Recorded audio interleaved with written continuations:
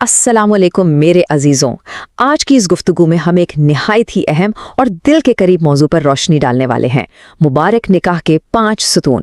ہم لوگ اکثر شادیوں کی دنیاوی تیاریوں، جوڑوں اور رسموں میں اتنے کھو جاتے ہیں کہ ان بنیادی روحانی باتوں کو بھول ہی جاتے ہیں جو دین اسلام نے ہمیں سکھائی ہیں۔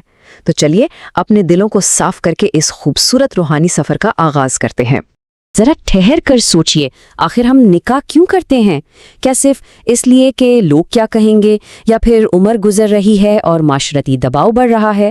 یہاں ہمارا مقصد توجہ ان سب عارضی اور وقتی وجوہات سے ہٹا کر اس سچی روحانی منزل کی طرف موڑنا ہے جس کی بنیاد پر دراصل زندگی کے سب سے اہم ہمسفر کو چنا جانا چاہیے۔ آج ہم جن 5 روحانی بنیادوں کی بات کریں گے وہ ہیں نیت، دین کی اہمیت، استخارہ، والدین کی رضا اور آخر میں ہماری ذمہ داریاں۔ بس انہی پر ہماری مکمل گفتگو مبنی ہوگی۔ تو شروع کرتے ہیں پہلے اور سب سے اہم ستون سے، یعنی ہماری نیت، جو کسی بھی نکاح کی بنیاد ہوتی ہے۔ دیکھیں، صحیح بخاری کی وہ مشہور حدیث ہم سب نے سنی ہے نا کہ اعمال کا دار و مدار نیت پر ہے۔ شادی کے معاملے میں بھی بالکل یہی اصول لگتا ہے۔ کوئی بھی بڑا قدم اٹھانے سے پہلے دلوں کو ٹٹولنا اور صاف کرنا لازمی ہے۔ اگر دل میں ارادہ یہ ہے کہ اللہ کو راضی کرنا ہے، نفس کو پاکیزہ رکھنا ہے اور ایک اسلامی خرانہ بنانا ہے، تو یقین جانے اس رشتے میں ایسی برکت آتی ہے جو لفظوں میں بیان نہیں ہو سکتی۔ بنیاد پاکیزہ ہو تو عمارت ہمیشہ مضبوط رہتی ہے۔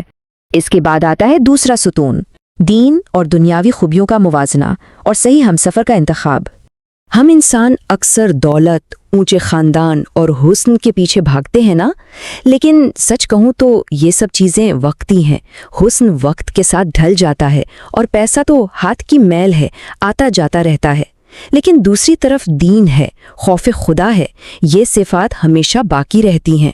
جو انسان اللہ سے ڈرتا ہو وہ مشکل سے مشکل وقت میں صبر کرے گا اور کبھی اپنے ہمسفر کی بے عزتی نہیں کرے گا۔ یہی وہ سچی خوبیاں ہیں جو وقت کے تھپیڑوں کا ڈٹ کر مقابلہ کرتی ہیں۔ اب آتے ہیں تیسرے اور میرے نزدیک سب سے پیارے ستون کی طرف، استخارہ، یعنی اپنا فیصلہ مکمل طور پر اللہ کے حوالے کر دینا۔ ہم میں سے بہت سے لوگ استخارہ کو لے کر ایک عجیب سی غلط فہمی کا شکار ہیں۔ ہمیں لگتا ہے کہ بس رات کو سوئیں اور کوئی خواب آئے گا جس میں سب واضح ہو جائے گا۔ ایسا نہیں ہے۔ استخارہ اصل میں ایک نہایت عظیم عبادت ہے۔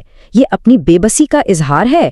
جب ہم اللہ کے آگے جھک کر کہتے ہیں کہ یا اللہ، اگر یہ رشتہ میری دنیا اور آخرت کے لیے بہتر ہے تو اسے آسان کر دے، اور اگر نہیں تو مجھے اس سے محفوظ رکھ۔ یہ مکمل سپردگی کا روحانی نام ہے۔ اور اس کا طریقہ بھی بہت سادہ اور خوبصورت ہے۔ صرف 2 نفل ادا کریں، پھر صادق دل سے استخارہ کی دعا مانگیں، اور اس کے بعد سب سے اہم قدم، اپنا معاملہ اللہ پر چھوڑ کر اس پر مکمل توکل کریں۔ اللہ کا جواب کسی رنگ بدلتے خواب میں نہیں، بلکہ دل کی گہرائیوں میں اتر آنے والے ایک گہرے سکون یا پھر کسی عجیب سی بے چینی کی صورت میں واضح ہوتا ہے۔ سوچئے ذرا، زندگی کا سب سے بھاری، سب سے اہم فیصلہ اللہ کے محفوظ ہاتھوں میں دینا، اس سے بڑا روحانی اطمینان اور کیا ہو سکتا ہے؟ جب ہم اپنی خواہشات اور جذبات کو اللہ کی کامل مرضی کے آگے جھکا دیتے ہیں نا، تو دل میں ایک ایسا سکون اترتا ہے جو ہمیشہ قائم رہتا ہے۔ پھر انسان اندر سے مضبوط اور بے فکر ہو جاتا ہے کہ جو میرے رب نے چنا وہ میرے لیے ہر لحاظ سے بہترین ہی ہوگا۔ چوتھا ستون جو ہماری روحانی تربیت کا حصہ بھی ہے وہ ہے والدین کی رضا۔ یہ کوئی عام رسم نہیں، ایک واضح حکم الہی ہے۔ سنن الترمذی کی وہ سنگین حدیث دیکھیں جس میں واضح طور پر فرمایا گیا ہے کہ جس عورت کا نکاح بنا ولی کی اجازت کے ہوا اس کا نکاح باطل ہے، باطل ہے، باطل ہے، 3 مرتبہ۔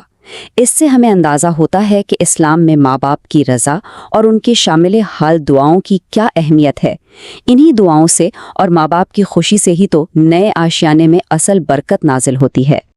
آج کل سیکرٹ میرجز یا چھپ کر شادی کرنے کا ایک نہایت ہی فکر مند کرنے والا رجحان چل پڑا ہے، لیکن دلوں میں اتار لینے والی بات یہ ہے کہ جو چیز چھپ کر ہوتی ہے اس میں روحانی برکت کہاں سے آئے گی؟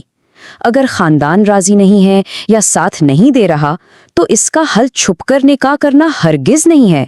حل یہ ہے کہ باادب گفتگو کی جائے، صبر سے وقت گزارا جائے اور استخارہ پر اپنا کامل یقین رکھا جائے۔ اور اب ہم آتے ہیں اپنے 5ویں اور آخری ستون پر، اپنی ذمہ داریوں کو سمجھنا۔ نکاح جہاں ایک خوبصورت عبادت ہے، وہیں دونوں فرقین پر ایک فرض بھی ہے۔ دیکھیں، یہ خوبصورت سنت تبھی برقرار رہتی ہے جب دونوں افراد اپنی اپنی ذمہ داریاں پوری ایمانداری سے نبھائیں۔ مردوں کے لیے اللہ نے قوام کا لفظ استعمال کیا ہے، یعنی محافظ اور نگہبان۔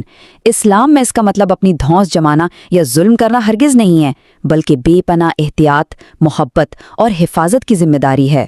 اور عورتیں، وہ تو کسی بھی گھر کی بنیاد ہوتی ہیں، وہ گھر کی فضا بناتی ہیں، سکون لاتی ہیں، اور ہماری آنے والی نسلوں کی سب سے پہلی اور عظیم استاد ہوتی ہیں۔ تو یہاں ہمیں خود احتسابی کرنی ہے، ایک بہت سچا سوال کرنا ہے، کیا ہم واقعی اس عظیم روحانی ذمہ داری کے لیے تیار ہیں؟ اگر اندر سے آواز آئے کہ نہیں، ابھی کمی ہے، تو پریشان نہیں ہونا۔ اس کا مطلب بس یہ ہے کہ ہمیں پہلے اپنے اخلاق اور کردار کو سنوارنا ہے، کیونکہ ہم خود بہتر انسان بنیں گے تبھی تو زندگی کے اس لمبے سفر میں بہترین ہم سفر ثابت ہوں گے نا۔ جب ہم ان 5 ستونوں کو مضبوطی سے تھام لیتے ہیں تو پھر اس کا آخری نتیجہ کیا نکلتا ہے؟ قرآن پاک میں سورہ روم کی اس پیاری سی آیت کو یاد کریں، اور اس نے تمہارے درمیان محبت اور رحمت ڈال دی۔ سبحان اللہ! یہی تو اس پاکیزہ بندھن کی انتہا اور اصل خوبصورتی ہے، ایک ایسا سانچہ جو سچی محبت اور رحم کے جذبات سے لبریز ہو۔ آخر میں بس دل سے یہی سچی دعا نکلتی ہے کہ اللہ ہم سب کی زندگیوں میں ایسی ہی برکتیں اور نیک دیندار ہم سفر عطا فرمائے۔ ہمیشہ مسکراتے رہیے، کیونکہ یہ ہمارے پیارے نبی صلی اللہ علیہ وسلم کی پیاری سنت بھی ہے اور دل کے روحانی سکون کی علامت بھی۔ لیکن جانے سے پہلے ایک سوال ضرور چھوڑ کر جا رہی ہوں، اگر شادی ایک انسان کا اس دنیا میں سب سے اہم ترین فیصلہ ہے، تو کیا ہم نے واقعی اپنے دلوں کو اس عظیم روحانی سفر کے لیے ویسا صاف کیا ہے جیسا ہمیں کرنا چاہیے تھا؟ سوچیے گا ضرور۔ اللہ حافظ۔